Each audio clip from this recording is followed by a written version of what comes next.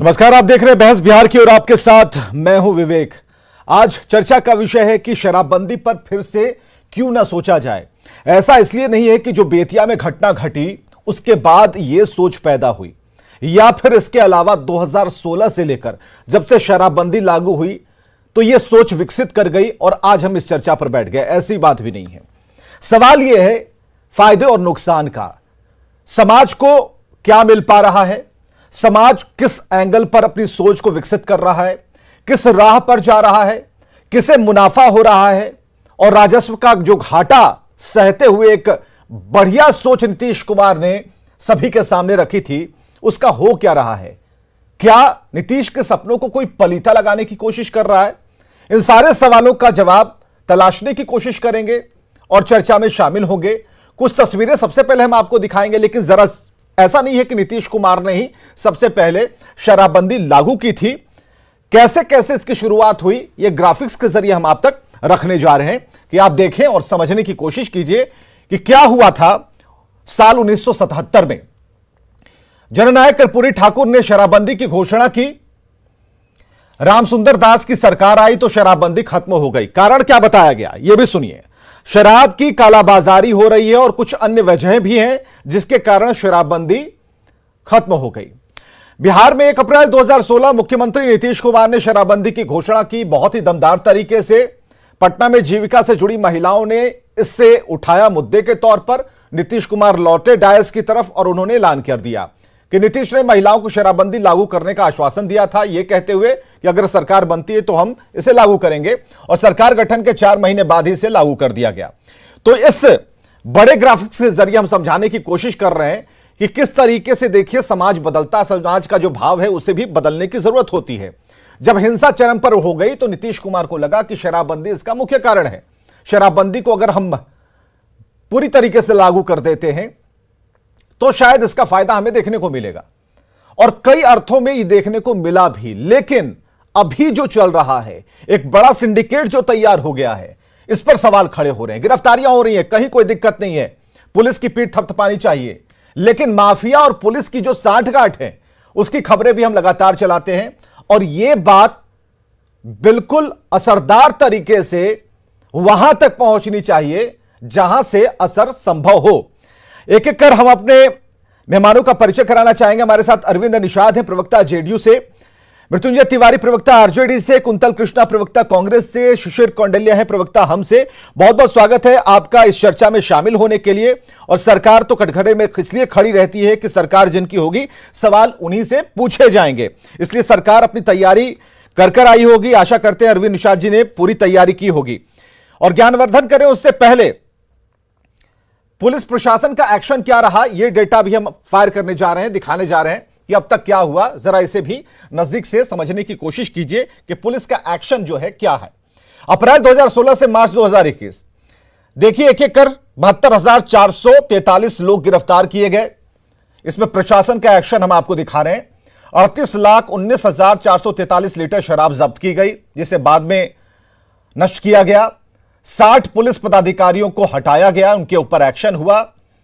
उन थानों की पुलिस को 348 कर्मचारियों पर प्राथमिकी दर्ज की गई। इसके बाद 146 लोगों को सेवा से बर्खास्त भी किया गया। 284 निजी भवनों को सीज किया गया। 59 व्यावसायिक भवनों पर ताला जड़ दिया गया, यानी कि जहां जहां शराब मिली वहां वहां एक्शन लिए गए। अरविंद निषाद जी, कई तरह के सवाल हैं, लेकिन उस सवालों से परे एक प्रमुख सवाल यह है कि शराबबंदी पर फिर से क्यों ना सोचा जाए। क्या हमें जरूरत आन पड़ी है कि इसे थोड़ा भी लचीला बना दिया जाए या फिर कुछ संशोधन किया जाए इसमें?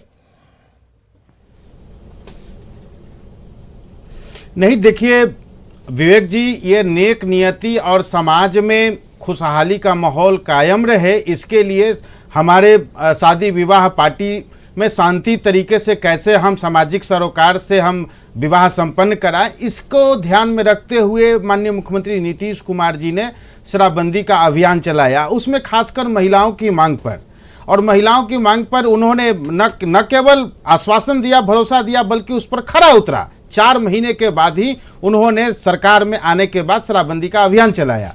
जिस डेटा को दिखा रहे हैं उसको मैं थोड़ा सा और विस्तार करना चाहता हूं विवेक जी।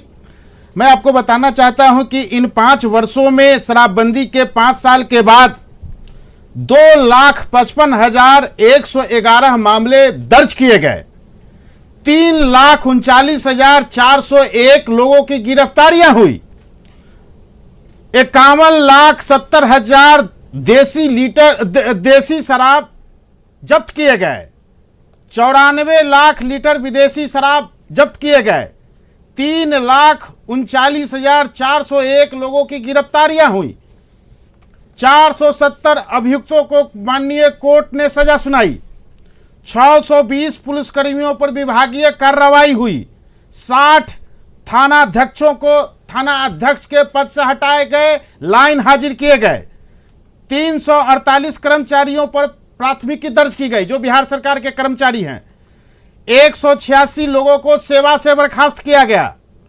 284 निजी भवनों और भूखंडों को सील किया गया जहां पर पुलिस की छापेमारी में शराब जब्त किए गए, और साथ ही साथ 59 व्यवसायिक भवनों पर पुलिस ने ताला लगाया। ये कौन से भवन है? ये भवन है होटल, ये भवन है अस्पताल, ये भवन है व्यवसायिक कर्मी, व्यवसाय से जुड़े हुए विभिन्न ऐसे संस्थान जहां पर बैठ करके लोग शराब पी रहे थे या शराब जमा करके रखे हुए थे।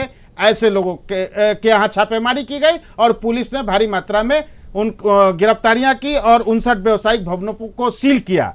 साथ ही पुलिस कर्मियों को और बिहार के सेवा में लगे हुए सभी पदाधिकारियों, यानी आपका ये कहना है कि शराबबंदी पर फिर से सोचने की जरूरत नहीं है पीने का। आप इसे क्लियर कर रहे हैं कि शराबबंदी पर कुछ सोचने की जरूरत नहीं है, जो चल रहा है वो बेहतर है। नहीं, इसके बाद सवाल का जवाब ये सरकार ने एक्शन किया है। हम सिर्फ कहते नहीं है, घोषणा में विश्वास नहीं करते हैं। सरकार काम करती है और ना हम किसी को बचाते हैं ना किसी को फंसाते हैं। चलिए, ये तो एक प्रॉपर डायलॉग, हाँ, ये हर एक जेडीयू नेता की जुबान से निकलता है। ये डायलॉग एकदम फिक्स हो गया। वो जिस समय शहंशाह का एक डायलॉग चलता था कि रिश्ते में तो हम तुम्हारे बाप लगते हैं, उसी टाइप का ये डायलॉग है। लेकिन हाँ, इस डायलॉग से अलग हटकर भी कोई मुहावरा बनना चाहिए। कुंतल कृष्णा जी के पास आते हैं। कुंतल कृष्णा जी। विवेक जी, सबसे पहले तो मैं आज आपके टेलीविज़न चैनल पे उन लोगों को श्रद्धांजलि देता हूं जिनकी मौत के लिए जिम्मेदार सरकारी तंत्र और कुछ गलत लिए हुए डिसीजंस हैं। मेरे दोस्त अभी बहुत लंबी लिस्ट लेके बैठे थे डेटा की। कुछ छोटी सी चीज़ें मैं इसमें और ऐड करना चाहता हूं। 2016 में जब बिहार में शराबबंदी हुई थी, उस समय 25 मिलियन लीटर यानी 2.5 लाख लीटर शराब सरकारी स्तर पर बिकती थी। आज के दिन में बिहार में बिकने वाली शराब तकरीबन 3.5 करोड़ लीटर है। उस समय 2.5 करोड़ लीटर शराब बिकती थी, आज के दिन में 3.5 करोड़ लीटर शराब बिकती है। और इन्होंने जब्त की कितनी सरकार शराब? 3 लाख लीटर। तो ये 3 लाख और 3.5 करोड़ के बीच का जो गैप है, उसी का परिणाम है। दोनों मिला के 9 लाख लीटर है देसी विदेशी। आप करेक्ट। मैंने निशाद साहब आपकी बात सुनी है ना, मेरी बात सुनिए फिर आप अपनी बात कहिएगा। अब क्या है कि मैं 2-3 बातें बड़ी स्पष्टता के साथ कहना चाहता हूं।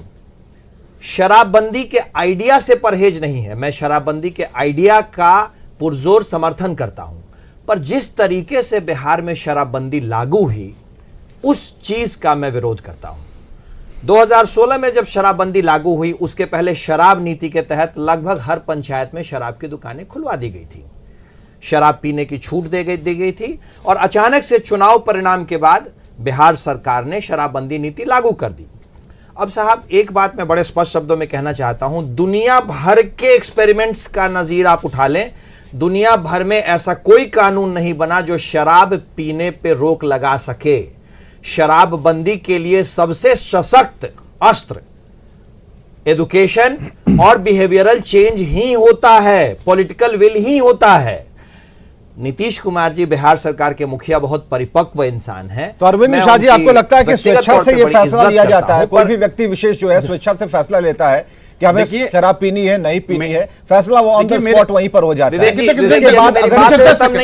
मेरे काबिल दोस्त ने बहुत अच्छे तरीके से अपनी बात को रखी।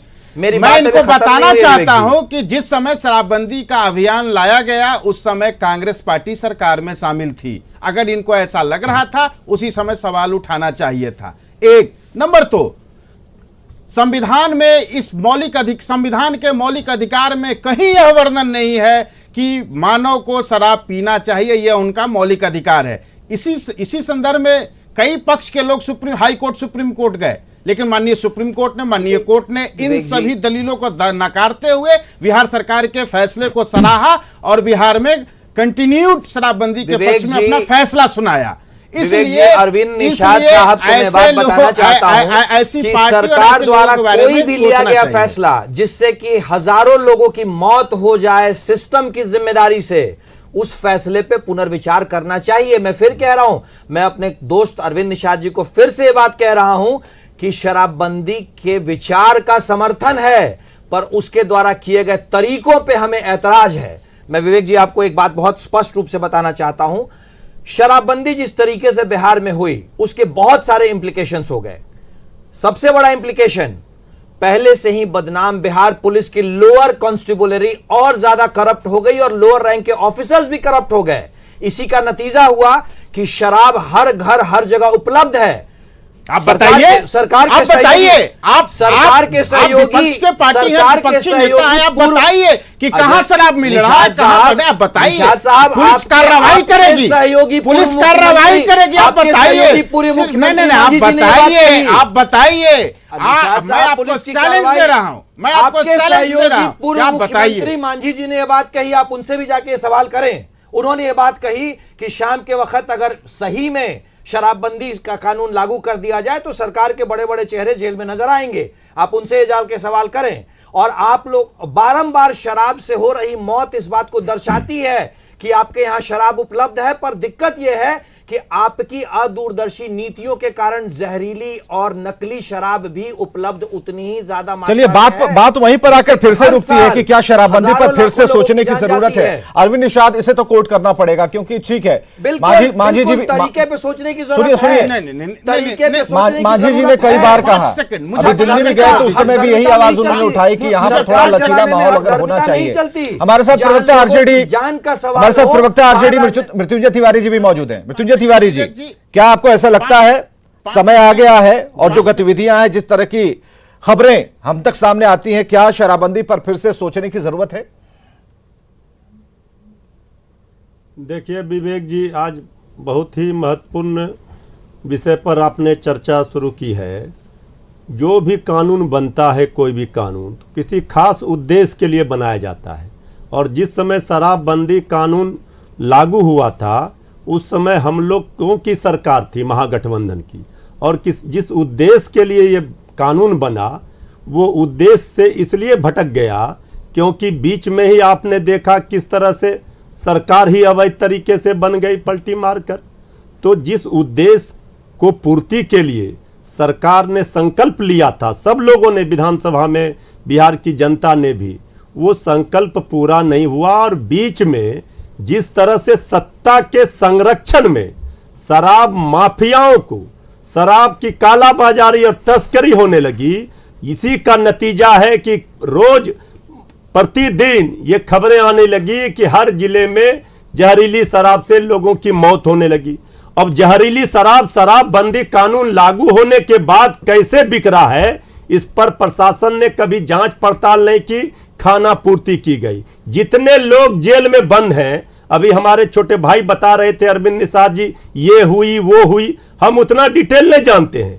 कंक्लूजन ये जानते हैं कि जो भी हुई शराबबंदी पूरी तरह से फेल हुई। इसलिए हुई कि सत्ता का संरक्षण शराब माफियाओं को मिला। शराब माफियाओं का दुस्साहस देखिए। कल की बात बाकी छोड़ दीजिए, कल दरभंगा जिले में वर्दी वाले पुलिस पर शराब माफियाओं ने स्कॉर्पियो गाड़ी चढ़ाकर जान ले ली। अब इससे बड़ा क्या हो सकता है दुस्साहस और शराब माफियाओं का आतंक। तो सरकार जब पूरी तरह से शराब माफियाओं से घिरी हुई है, शराब माफियाओं को संरक्षण देगी, तो ये शराबबंदी कानून लागू नहीं हो सकता। हाँ ठीक है, अरविंद निषाद जवाब दीजिए। विचार करना चाहिए। हाँ ठीक है, जवाब दीजिए ना। विचार करना चाहिए इसलिए ऐसा इसका है कि नफा इनके नुकसान पास क्या करने है के लिए कोई ये तर्क नहीं है। भाई रुकिए राष्ट्रीय एक जनता सेकंड दल रुकिए ना भाई। कुतर्क से अपना काम अरे चलाती है भाई, बड़ा और मुश्किल है। कुतर्क विवेक ही जी, इनकी राजनीति है। सुनिए ना भाई, कोई कुतर्क भी कुतर्क डाटा कर रहे हैं। कोई भी आंकड़ा इनके पास नहीं है। विवेक जी, एक दूसरी बात, 10 सेकंड राष्ट्रीय बोलने दीजिए, जनता आप दल कितना के ये बड़े प्रदर्शन करेंगे भाई? कई बड़े लोगों की जाने कार्यकर्ता, जा रही है, कई बड़े गरीब मर रहे हैं, पदाधिकारियों से शराबबंदी, शराब शराब पकड़े माफियाओं गए। की चांदी है, कई शराब इनका माफिया प्रवचन क्या राष्ट्रीय सुनेगा जनता लोग? दल के लोग मर पदाधिकारी रहे हैं, हैं। जो गरीब कई देखिए, मीडिया में सारे रिपोर्ट्स लोग आई है गरीब जेल कि में बंद राष्ट्रीय हैं। जनता दल के सारे नेता गरीब परेशान हैं। शराब ये माफिया से शराबबंदी मिली भगत कानून किया ठीक है, अरविंद निषाद जो आपसे सवाल पूछा जा रहा है, आपसे जो सवाल पूछा जा रहा है, आपसे आरजेडी की तरफ से सवाल है, कांग्रेस की तरफ से सवाल है। प्रवक्ता हम भी अपनी सवाल पूछने वाले हैं, जरा सुनते हैं प्रवक्ता हम की तरफ से क्या कहना है, क्योंकि मांझी जी पहले ही कह चुके हैं, क्योंकि आप ही के दल में है। जरा सुनिए उनकी बात। शिशिर जी अपनी बात मांझी कहिए। जी ने ठीक ही कहा है। एक्चुअली देखिए विवेक जी, मैं स्पष्ट कर दूं कि शराबबंदी जो है, सबसे पहले तो इसका कॉन्स्टिट्यूशनल एस्पेक्ट जो है उसको समझने की जरूरत है। ये चूंकि आर्टिकल 47 का पैरा 4 है, directive principle of state policy के तहत शराबबंदी जो है वो लागू करने का डिस्क्रिप्शन जो है स्टेट गवर्नमेंट को है। मांझी जी ने जो आपने कोड किया, मांझी जी ने इस विषय पे अपना स्टेटमेंट भी दिया था कि इस कानून की समीक्षा होनी चाहिए। तो कुल मिलाकर के जो बात, जैसे देखिए कोई भी कानून अगर लागू होता है तो उसके दो तो aspects होते हैं। उन्होंने एक कहा कि positive समीक्षा होनी aspect चाहिए, होते हैं, तो दूसरा क्यों negative समीक्षा क्यों aspect होना होता है। चाहिए? समीक्षा क्यों होनी चाहिए? समीक्षा कौन-कौन से होनी बिंदु थे? चाहिए। हाँ, तो मैं आपको बता रहा हूं, जैसे जो नेगेटिव एस्पेक्ट है, नेशनल क्राइम रिकॉर्ड ब्यूरो जो एनसीआरबी का रिकॉर्ड है, जी, जी। उसमें आप ये समझ लीजिए कि अभी के दौर में उसका रिकॉर्ड जो आया है उसमें करीब 2 लाख लोग शराब कंज्यूमिंग में जेल में हैं। इस प्रकार का आंकड़ा जो है एनसीआरबी दे रही है। अब उसमें कौन लोग हैं? मेरे तो पास उसमें जो उसके भी आंकड़े एक हैं। तिहाई NCRB जो के लोग आंकड़े हैं, मुझे आप अवसर ही दीजिए। दीजिएगा तो बाकी लोग क्या किया है? निषाद जी 2 मिनट बोलने दीजिए मुझे भी। आप ही के सहयोगी हैं। वो सर क्या है विवेक जी, मैं आपको बताऊं कि वो जो लोग हैं वो कौन लोग जेल में हैं। तो उन 2 लाख लोगों में करीब 1/3 लोग वैसे हैं जो दिहाड़ी मजदूर हैं, उन्होंने कंज्यूम किया और पुलिस ने उनको गिरफ्तार करके जेल में डाल दिया। हमारे जो राष्ट्रीय अध्यक्ष हैं मान्यवर जीतन राम मांझी जी, उनका इस विषय पे समीक्षा के विषय पे जो बात उन्होंने रखी, अपना बयान जो दिया, उस पे बात ये थी कि भाई जो गरीब आदमी है, जो दिहाड़ी मजदूर है, जो दिन भर काम करता है और उसके बाद वो जो पैसा कमाता है उससे उसका घर परिवार चलता है, अब बताइए कि वो आज जेल में बंद है तो उसके लिए बेल फाइल कौन करेगा और उनके बच्चों को पालेगा कौन? ये दोनों ही स्थितियों में कहीं से भी जो कॉन्स्टिट्यूशनल जो पॉलिसी है उसको मांझी जी ने उसका विरोध नहीं किया। स्टेट का डिस्कशन है, वो लागू हो, वो स्टेट उस हिसाब से जो है वो ऑथराइज्ड है। लेकिन सवाल इसका यह है कि लागू अगर हुआ है तो इतना हार्ड एंड फास्ट नहीं, थोड़ा फ्लेक्सिबल होना चाहिए। इसलिए कानून के समीक्षा की बात वही तो जानने के लिए बैठे हैं कि आखिर जो आपके सवाल है वो फ्लेक्सिबिलिटी की तरफ कैसे जाएंगे। सवाल तो वही है, फ्लेक्सिबिलिटी की तरफ कैसे जाएंगे। मुझे सहयोगी कह रहे हैं, मुझे विवेक जी सहयोगी ही कह रहे हैं कि कानून की समीक्षा होनी चाहिए, क्योंकि मौत का आंकड़ा भी सरकार को जरा बोलने बताएगा। दीजिए अरविंद जी। पिछले 5 साल अरविंद में जी, सरकार को जरा सुनना पिछले चाहिए। 5 साल में कुंतल कृष्ण। तकरीबन 10,000 लोग मरे हैं जहरीली और नकली शराब पी करके। Right to life basic right है, इसका इस आंकड़ों को भी सरकार बताए। और यहां पे जहरीली और नकली शराब कहां से आ जा रही है जब आपके यहां पूर्ण शराबबंदी लागू है। इसलिए चूंकि आपका पुलिस तंत्र आपके गलत नीतियों से पूरी तरीके से करप्ट हो चुका है और आपके पॉलिटिकल आकाओं की सरपरस्ती है शराब माफियाओं को। इसीलिए आप इस कानून को फिर से समीक्षा करें। विवेक जी, मैं इस बात को यहाँ पे और राज्य चलाने वाले इंसान को राजनीतिक हठधर्मिता के साथ राज्य चलिए नहीं ठीक है, चलाना अब चाहिए। जवाब सुन लीजिए, अब जवाब सुन लीजिए आप लोग। ठीक है, अब जवाब जरा सुन लीजिए। अरविंद जी जवाब करना चाहूंगा। अरविंद जी जवाब। ये एक नेगेटिव केवल और केवल शिशिर जी आते हैं आपके पास, आते हैं आपके पास, आते हैं। एक मिनट। बिहार विधानसभा चुनाव 2020 के समय भी कांग्रेस पार्टी के वर्किंग कमेटी की बैठक सदाकत आश्रम में हुई थी। उस समय भी कांग्रेस पार्टी ने डिमांड किया था कि शराबबंदी की समीक्षा की जानी चाहिए। डिमांड तो हुआ, इनके घोषणा पत्र में लागू हुआ, लेकिन नतीजा क्या हुआ? बिहार की जनता ने इनको रिजेक्ट किया। और नीतीश कुमार आप देखिए, विषयांतर नहीं, विषयांतर मत होइए, आप कहां चले गए? देखिए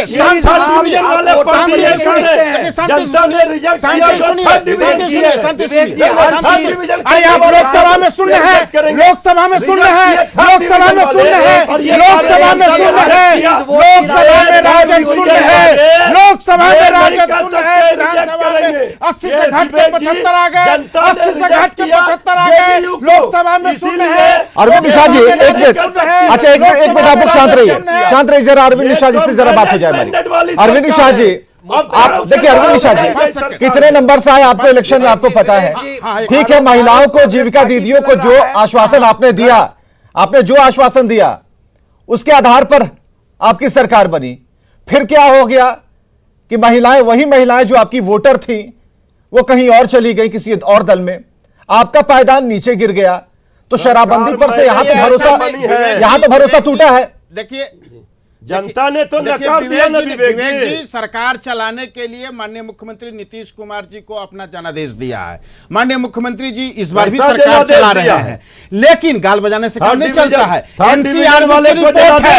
एनसीआरबी की रिपोर्ट है कि इन 5 वर्षों में हत्या के मामले में, रोड रॉबरी के मामले में, डकैती के मामले में भारी कमी है। उन्हीं की बात मैं बता रहा हूँ, उन्हीं की बात मैं बता रहा हूँ, उन्हीं की बात मैं बता रहा हूँ। बिंदुवार प्रश्न होगा, अगर बिंदुवार प्रश्न होगा तो जरूर इसका जवाब मिलेगा।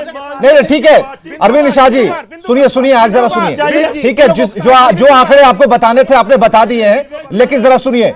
लेकिन हम चाहेंगे कि कुंतल कृष्णा हो, चाहे मृत्युंजय तिवारी जी हो, या शिशिर जी हो, ये बिंदुवार तरीके से अटैकिंग आप सवाल पूछ सकते हैं। आप सीधा सवाल पूछिए, हम तो सवाल चला ही रहे हैं, आप सवाल पूछिए। बिल्कुल। देखिए 2016 नहीं, आपको जवाब देना है सर।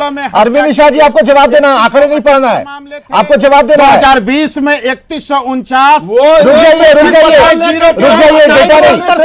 डेटा नहीं, सवाल रुक जाइए, आपको जवाब देना है। हाँ, सवाल पूछिए हम की तरफ से।